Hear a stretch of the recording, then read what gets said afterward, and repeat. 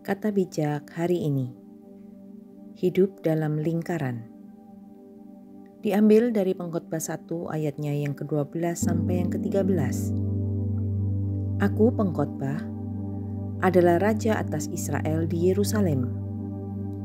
Aku membulatkan hatiku untuk memeriksa dan menyelidiki dengan hikmat segala yang terjadi di bawah langit. Itu pekerjaan yang menyusahkan yang diberikan Allah kepada anak-anak manusia untuk melelahkan diri.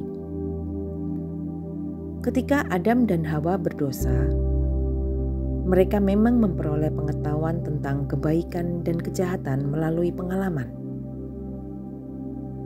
Tetapi karena mereka terasing dari Allah, pengetahuan ini justru menambah duka cita mereka. Begitulah yang terjadi pada manusia sejak saat itu. Entah itu pesawat jet, insektisida, televisi, setiap kemajuan dalam pengetahuan dan pencapaian manusia hanya menciptakan serangkaian masalah baru bagi masyarakat.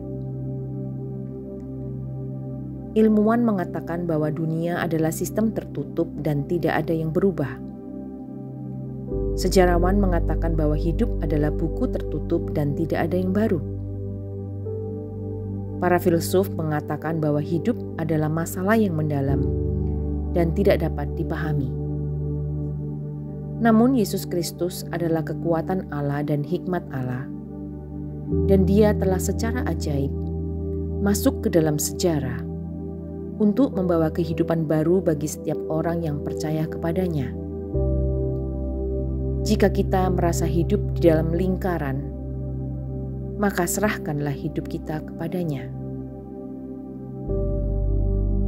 Selama bertahun-tahun, dapat dipahami ada dua teologi di dunia.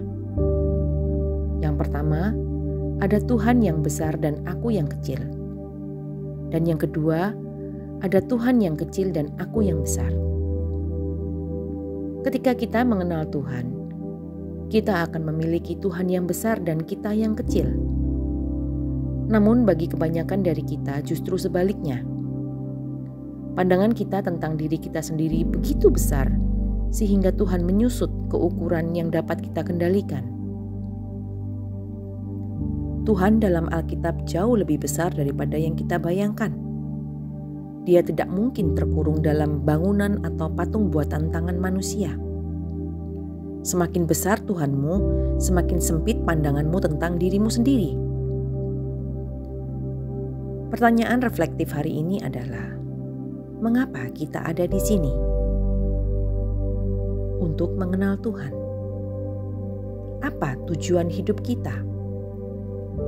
Untuk memuliakan Tuhan tentunya. Seberapa besar Tuhanmu? Dalam aspek kehidupan Kristen mana yang paling kita perjuangkan saat ini? Dan apakah kita perlu memperlambat langkah agar kita dapat mendengar suara Tuhan?